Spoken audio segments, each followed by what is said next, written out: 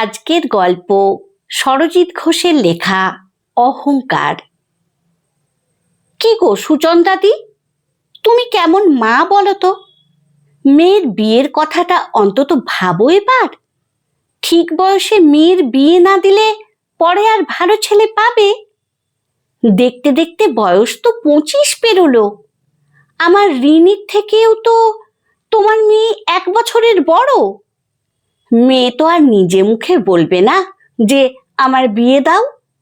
সেটা বাপ মাকে উদ্যোগ নিতে হয়। আমি বাপু ভালো ছেলে পেয়ে আর হাতছাড়া করিনি। অগাধ সম্পত্তি ওদের, বড় ব্যবসা, সবই তো জানো। কম বড় লোকের ঘরে আমার রিনির বিয়ে হয়েছে। সোনায় মুড়ে রেখেছে আমার মেয়েকে। সব মায়েদেরই তো ইচ্ছে হয় গো, একটা হীরের টুকরো ছেলের সাথে মেয়ের বিয়ে দিতে। আমি তখন আমার ঘরে ঘুমোচ্ছিলাম। ঘুম ভেঙে গিয়েছিল রেবতী কাকিমার কথাতেই। রেবতী কাকিমার এমন কথায় আমার মাকে খুব নিচু স্বরে বলতে শুনলাম, সবটাই মেয়েদের কপাল রেবতীদি। দেখি মেয়ের বিয়েটা কবে দিতে পারি।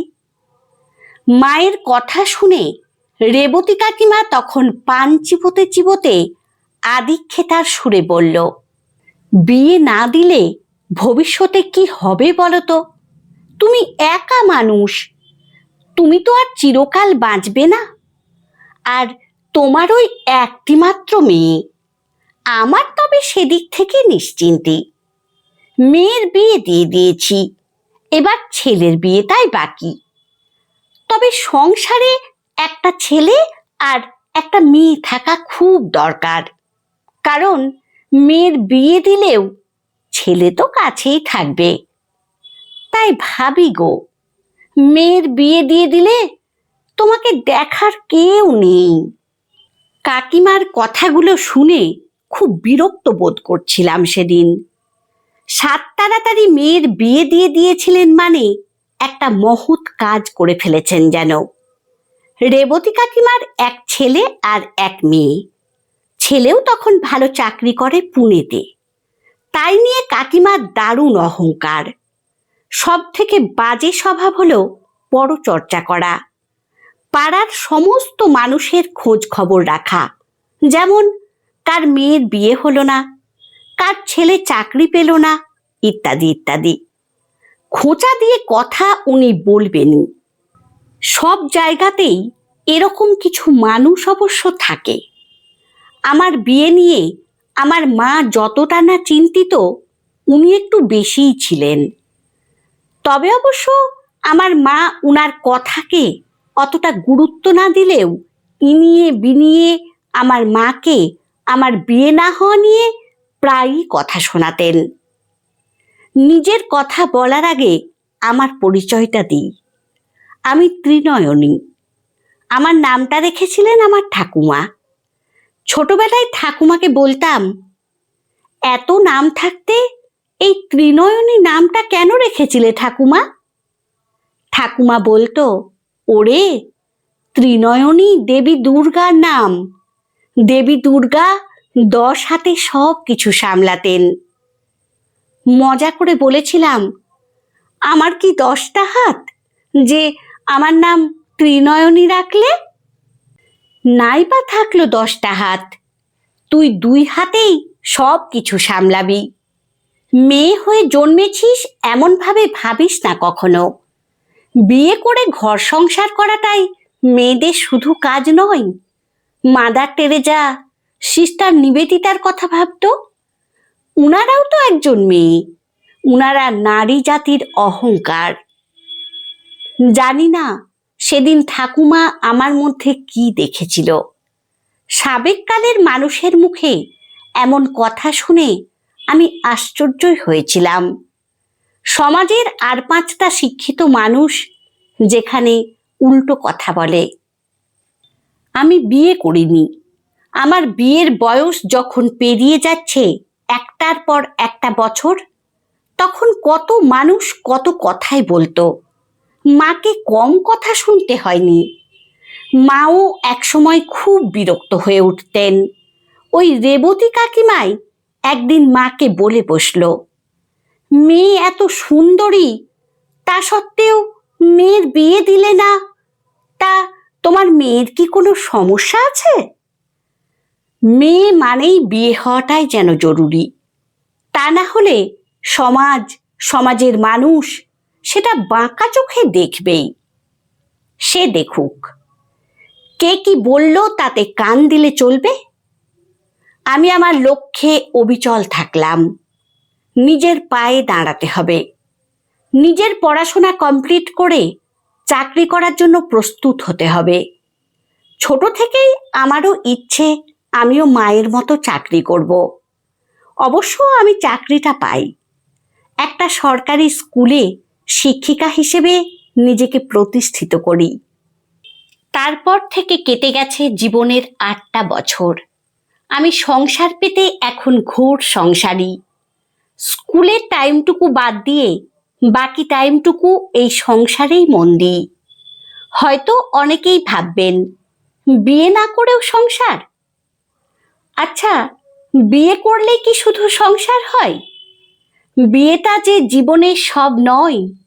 বিয়ে নামক একটা সম্পর্কে মাত্র একজনের সাথে না জড়িয়ে আমি সম্পর্কের গাঁটছড়া বেঁধেছি অনেক মানুষের সাথে, আর তাতেই জীবনের সব সুখ খুঁজে পেয়েছি। আজ আমার ঠাকুমার কথা মনে পড়ে। দুহাতেই সব কিছু সামলাতে বলেছিল, দুহাতেই আজ সামলাচ্ছি। মাঝে মধ্যে মনে হয়, দেবী দুর্গার মতো কেন 10টা হাত আমার হলো না? নিজের সংসারের গল্পটা তাহলে বলি। চাকরি পাওয়ার পর একদিন মাকে আমি জানিয়েই দিলাম, মা, আমি সত্যিই বিয়ে করব না। মা শুনে বলেছিল, কোনোদিন তোর ইচ্ছের বিরুদ্ধে যাইনি, আর আজও যাব না। নিজের জীবন অবশ্যই নিজের মতো করে কাটাবি। তবে ছোট থেকেই মা আমার পাশে সব সময় ছিল। বাবা মারা যাওয়ার পর থেকে মাই হয়ে উঠেছিল আমার সর্বে সর্বা। তখন অনেক ছোট আমি। একটা দুর্ঘটনায় আমার বাবা মারা যান। মা সত্যিই কখনো আমার ইচ্ছের বিরুদ্ধে যায়নি, আর আজও সমানভাবেই পাশে আছে। 1 বছর হলো মা রিটায়ার করে গেছে। একদিন স্কুল থেকে ফিরে মা আর আমি দুজনেই চায়ের কাপ নিয়ে বসেছি। মাকে বললাম, তোমার সাথে একটা ইম্পর্টেন্ট কথা আছে। জানি না কথাটা শুনে তুমি কি ভাববে। আমি ভেবেছি সেই সব অসহায় মানুষদের কথা, পরিবারে যাদের কেউ দেখার নেই বা থেকেও যাদের দেখে না, সেই সব অসহায় বৃদ্ধ বৃদ্ধাদের নিয়ে একটা বৃদ্ধাশ্রম খুলতে চাই। মা শুনে বলেছিল, এ তো খুব ভালো উদ্যোগ রে মা। জীবনে ভালো কাজ করবি আর এ নিয়ে আমি ভাববই বা কি? এমন কাজের সুবাসে আমিও বিভোর থাকতে চাই। মায়ের এই একটি কথাতে মনের জোর আরো বেড়ে গিয়েছিল। আমার বিয়ের জন্য রাখা সমস্ত টাকা মা আমার হাতে তুলে দিয়ে বলেছিল, সমস্ত টাকা একটা ভালো কাজে খরচ হোক। তারপর আর থেমে থাকিনি আমি। অবশেষে একটা বৃদ্ধাশ্রম তৈরি হয়। তবে আমাকে সর্বতোভাবে সাহায্য করে গেছেন আমার এক আইনজীবী দাদা, সৌমাভ রায়। সরকারি অনুমোদন পেয়ে আজ থেকে 5 বছর আগে উদ্বোধন হয়েছিল এই বৃদ্ধাশ্রমের। এখন 50 জন সদস্য আমার এই বৃদ্ধাশ্রমের। হেসে গান গেয়ে আনন্দে ওদের সাথে ভালোই কেটে যায় আমার। এখন বিভিন্ন সংস্থা, এনজিও থেকে প্রচুর সাহায্যও আসে। জানেন, এই পৃথিবীতে সব কাজের মূল্যায়ন হয়, ভালো কাজেরও হয়, মন্দেরও হয়। ছোট থেকে মা একটা কথাই বারবার বলে এসেছে, কখনো নিজেকে নিয়ে অহংকার করতে নেই। মানুষ হয়ে জন্মেছ যখন, তুমি এমন কাজ করো তোমাকে নিয়ে মানুষ অহংকার করবে। তবে আজ আমি কতটা খুশি তার বলে বোঝাতে পারবো না। আমার স্বপ্নকে সার্থক করে তুলতে পেরেছি। একসময় কত মানুষ আমার লক্ষ্য থেকে আমাকে বিভ্রান্ত করতে চেয়েছিল, সমাজের গতানুগতিক স্রোতে ভাসাতে চেয়েছিল আমাকে। আজ বিয়ে নামক সংসারের ক্ষেত্রে আবদ্ধ হয়ে গেলে হয়তো আমার স্বপ্নকে সার্থক করতে পারতাম না। কত মানুষের ভালোবাসায় যে ভরে উঠি তা বলে বোঝাতে পারবো না। এই তো সেদিন সন্ধেবেলায় আমার অফিসে বসে কিছু কাগজপত্রের কাজ করছি। হঠাৎ একজন বয়স্কা আমার নাম ধরে ডাকছে, তিনু, একবার আসবি মা? আমি সামনে যেতেই উনি বললেন, এখানে এসে আমি খুব ভালো আছি। তোদের মতো মেয়েরা আছে বলেই আরো কয়েক বছর বাঁচার স্বপ্ন দেখতে পারি। এভাবেই সেবা করে যাস, তোরাই তো নারী জাতির অহংকার। বললাম, হ্যাঁ কাকিমা, সবই তোমাদের আশীর্বাদ। অনেক অনেক আশীর্বাদ করি মা, প্রতি ঘরে যেন তোদের মতো এমন একটা করে মেয়ে জন্ম নিক। এই আশীর্বাদটুকুই আমাকে এগিয়ে দিচ্ছে আমার কাজে। সত্যিই তো, এখানে এসে অনেকেই ভালো আছেন আর ভালো থাকবেও। একটা শান্তিও আছে এখানে, আর সেটা নিজ মুখেই স্বীকার করলেন সেদিনে সেই রেবতী কাকিমা। হ্যাঁ, সেই রেবতী কাকিমা, যিনি আমার বিয়ে নিয়ে একসময় কত কথা শোনাতেন। আসলে বলাই তো হয়নি রেবতী কাকিমার গল্পটা। রেবতী কাকিমার ছেলে বিয়ের পর বউ নিয়ে চলে গেল বাইরে। ছেলে আসলে বাইরে থাকে, চাকরি বাকরি ছেড়ে তো বাবা মায়ের কাছে পড়ে থাকতেও পারবে না। আর বাবা মাকে বিদেশে নিয়ে গিয়ে রাখাও সম্ভব নয়, খুব স্বাভাবিক সেটা। আবার এখানে এত বড় বাড়ি, কে থাকবে তাহলে?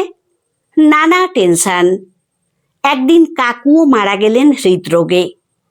মেয়ের আবার বড়লোকের বাড়িতে বিয়ে দিয়ে সে তখন বড়লোকের বউ। মায়ের খোঁজ খবর সে নেয় না। কিছুদিন আগে ছেলে এসেছিল বাড়িতে, তারপর মাকে এখানে রেখে গেল একদিন। বিশাল দা, মানে কাকিমার ছেলে অবশ্য স্বীকার করেই ফেলল, অনেক বড় কাজ করেছি স্ত্রীনয়নী। তোর আশ্রমে মাকে রেখে যেতে পেরে আমিও নিশ্চিন্তে থাকব। তুই তো আর আমাদের পর কেউ নোস। আমি জানবো আমার মা নিজের লোকের কাছেই আছে। অথচ রেবতী কাকিমার আজ অত বড় অহংকারের বাড়ি, থাকার লোকই নেই তাতে। হয়তো কদিন পর বাড়িটা বিক্রিও হয়ে যাবে। কথাই বলে পৃথিবীটা গোল, তাই কার সাথে যে কখন আবার দেখা হয়ে যাবে কে বলতে পারে। আজ আমি অসহায় মানুষগুলোর পাশে থাকতে পারছি। এরা আমার সন্তানের মতো। এদের মুখ থেকে যখন মা ডাক শুনি তখন বুকটা ভরে যায়। সন্তানের জন্ম দিলেই যে মা হওয়া যায় এমনটা নয়। আমার সংসারে আজ এতগুলো সন্তান আমাকে ভরিয়ে রাখে এক সুন্দর সুখানুভূতিতে। এতগুলো মানুষের ভালো থাকাতেই আমিও বেশ ভালো আছি। আমার গল্প পাঠ যদি আপনাদের ভালো লেগে থাকে তাহলে লাইক, কমেন্ট ও শেয়ার করে দেবেন। ধন্যবাদ।